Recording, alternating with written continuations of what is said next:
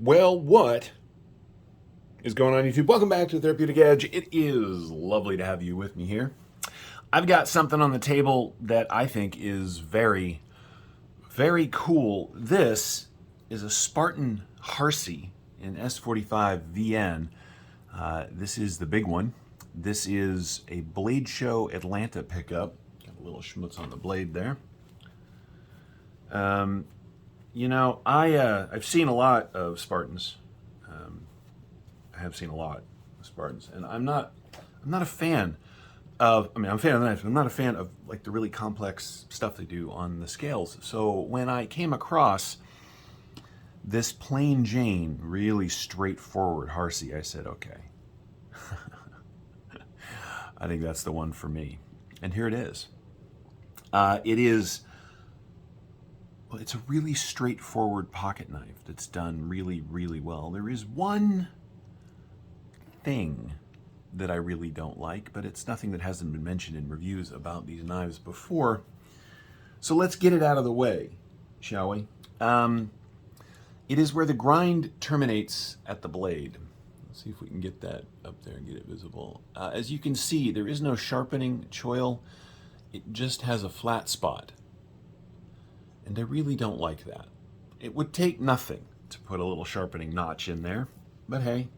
So what you do is you come down to the base of the plunge and it almost looks recurvy because of that shape. That's not great. You know, the folks over at Chris Reeve avoid that by putting a sharpening choil behind the plunge. Curtis Custom has a bit of a smile back here, but you know, they still put a choil behind the plunge so that you just don't have that issue. Even Civivis avoid that, right? So anyway, for $460, $465, which is what these things cost, I wouldn't mind if they fixed that. But as I said, that's mentioned in pretty much every review. How is it beyond that one little thing? Well, it's an absolute beast in all the right ways of a knife. It is very hand-filling without being bulky. The 80/20, for instance, is a big knife that just feels, sort of clumsy in my hand. The Harsey here, because of the way it's shaped, is just comfortable. It really is. This is the standard drop point. It's got a lovely swedge. As I said, it's S45vn. I have seen copy on this that says that it is hollow ground. No, I'm pretty sure it's flat grind. This is hollow ground. Yeah, no, I think they're flat ground, despite what you'll find online. Edge is very nice. This was brand new, so it's factory edge. It's got the signature right there on the blade. USA S45 and the Spartan logo, and this is an entirely USA-made knife. For those of you that find that important, it is ambi in that you can flip the clip, remove this little plate, and swap the clip around, which is really nice. It is a frame lock, as you can see, and we're locked up at about 60%, 55%. It is a very full and firm lockup. It is running on bronze washers, and I do love the large pivot on this thing. It is really cool. The action is surprisingly good for a reasonably new knife on bronze. I mean, it really is very smooth. It's snappy. It's very comfortable. And as I said, it is a big boy. It's got jimping here, and right here on the blade. All of it is well done. None of it is like aggressively sharp so that it hurts your finger. The only milling on these scales, besides the jimping, are these little flares back here, these little cutouts where your finger lands, and I gotta say, they're really well placed. This is a very expensive and very good work knife. I like it. I really do.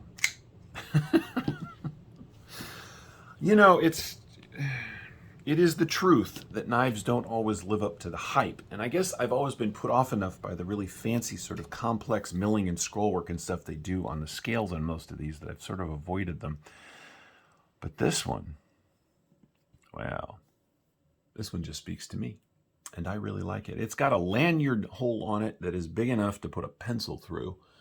So whatever size paracord you want to use, it'll go right through there. Very simple construction. Got 2 barrel spacers and the pivot that hold it together.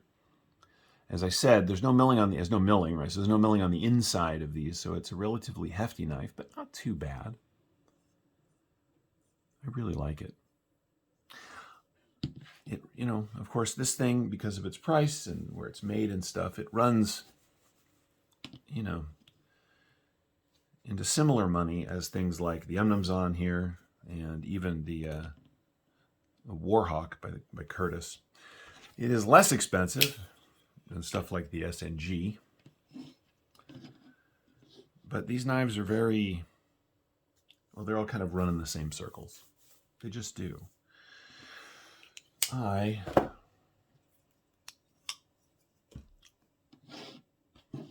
really like this knife. And you better for $465. Let's not make any bones about it. It is really expensive, but it also very much feels like a knife that you're going to have for a very long time. The simple construction, the sort of beefy screws that they use, the thickness of the scales, everything about it speaks to a really long and useful life. I've had very good luck with S45vn coming from Spyderco, so I have every reason to believe that this will hold an edge and maintain itself just as well, if not better. I suppose time will tell. There is a blade stop that pins right through here, as you can see, but there's no screws there. So imagine if you take this thing apart, and I haven't done that yet, this pin would come right out. Thumb studs are very well done, grippy, but not too aggressive. It does have a steel lock bar insert, yeah,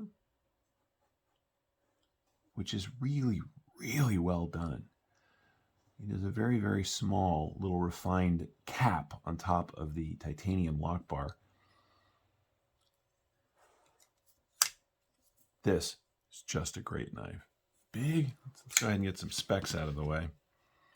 The knife overall is 8 3/4 inches long. The blade is a full 4 inches with 3 3/4 of cutting, which is really nice. Grip area from behind that swell, you're looking at 1, 2, 3, 4 1/4 inches, right? Plenty of space. I mean, plenty of space. My dog is taking a drink. Thank you, Lola.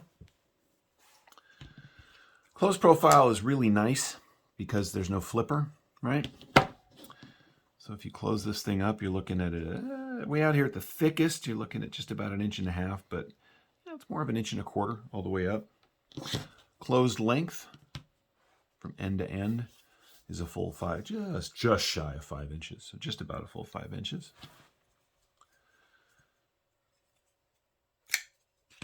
I like this thing. We'll do those size comparisons again. First, we're going to start with the things it reminds me of. Here it is up against the Chris Reeve Untitled, and as you can see, it is bigger than the Untitled.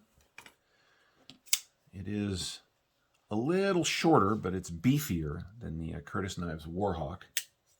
Now let's do some stuff that more people are more likely to have seen. Here it is against our old friend the Bug Out. As you can see, it is considerably larger than the Bug Out. I mean, it's a big knife. And on the full-size knife spectrum, here it is against the full-size Presidio 2 from the folks over at Benchmade. Right? It isn't much bigger. These knives are very, very similar in sort of dimension. I hope that helps. Anything else on the table we can compare it against easily? Well, here it is against the CVV Conspirator, which I happen to have on the table for something. Oh, for something else. You know, the Harsey is a big knife, but it's not. Like I said, it's not bulky. It's just a big cutter. I really like it. Now, there is one thing about, okay, because this is actually a technical issue. Like, I don't like that there's no sharpening choil. That's just annoying.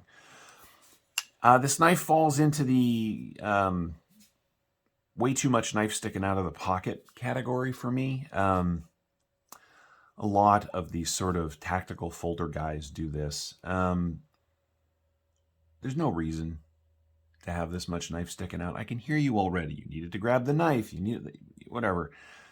You guys know me. I prefer deep carry clips to the point where I will put them on just about everything I own, because I don't like shouting about the fact that I have a pocket knife in my pocket to the world. Curtis does the same thing, right? There's a lot of knife sticking out. That's a personal preference issue. The clip itself is titanium. It has excellent ramp, good spring. It is a little stiff, but it gets in and out of the pocket very easily, and it's got great retention. So I'm not complaining about the clip. I'm just saying I would prefer if it had a little deeper carry for my own personal needs. Let's get the calipers out, see how much of that S45vn they've decided to give us.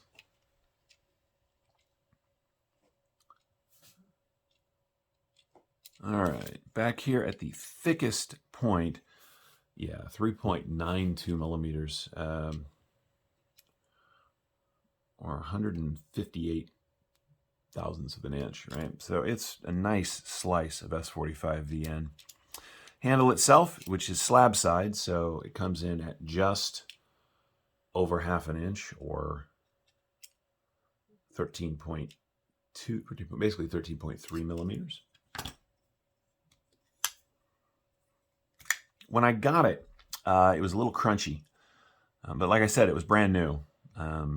I got these from the nice folks at Hellacious Knives. I will put a link to that in the description. They are a phenomenal knife shop that just brought their A game, oh my God, to Blade Show Atlanta. This was one of the things they had with them. Working with them was amazing. They're exceptionally nice people, and their selection of knives is ridiculous. So if you're interested, follow the link, because they got a ton of cool stuff. Let's go ahead and weigh this thing out. Also, while we're doing this, if any of you know of a good deep carry aftermarket clip for this, I'm sure that this screw spacing is not entirely specific to this knife. I just haven't had a chance to find anything yet. So if you guys know a good deep carry clip replacement for this, or something that will fit, feel free to let me know down in the comments. I'd love to hear about it. All right, the Harsey weighs in at 6.1 ounces. That is, well, let's see where it is in comparison to the Presidio 2, right? It's a full ounce heavier than this. And yeah, a full ounce heavier than the Umnumzon. It's a beefy knife. It really is. But again, because of the way it's designed, it doesn't create a big issue in the pocket. It's very comfortable to carry, and again, it is super comfortable to use. Now, you're not going to want to wear this thing with sports shorts. Is that a word? I feel like it's a word. But, you know, even standard sort of cargo, regular everyday shorts should have enough pocket support to carry this thing without it being much of an issue. They do make a smaller one. This is the large one. I guess they make one with a 3.25-inch blade. That might be the right deal for some of you. So what is, in the end, my final analysis of Spartan, particularly Spartan Harsey? It's very expensive. It just is. I mean, we live in a world where you don't have to spend $400 for titanium and for S45 or S35 or, you know, M390. But there's something about this knife. And it's the same sort of crazy something that you get with Reeve or with Curtis. It is. Even, well, I mean, that's something else, but it's, they're not the only knives in the world that look like this. They're not the only knives in the world that come in these materials, and yet there's just something about them that makes it worth it to me. You may feel differently, but I'll tell you, if you've been thinking about picking up a Spartan, now they make a button lock, they have an auto, they got a ton of models, but if you're thinking about picking up something that's just a straightforward cutter, the Harsey is an excellent choice, and I'm going to say go for it. Again, I'm not going to pretend it's not expensive, but This really feels like one of those knives that if you picked it up, you would have it for as long as you wanted to have it, barring radical failure or loss. And I think that's cool. So there we have it. This is the Spartan Harsey, an S45vn. It is one hell of a knife. It is still oily. That's crazy. Anyway, it is one hell of a knife, and I'm very glad it's in the collection.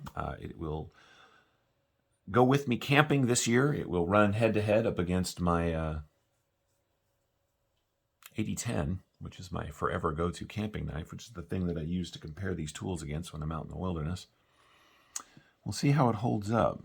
In the meantime, thank you so much for watching.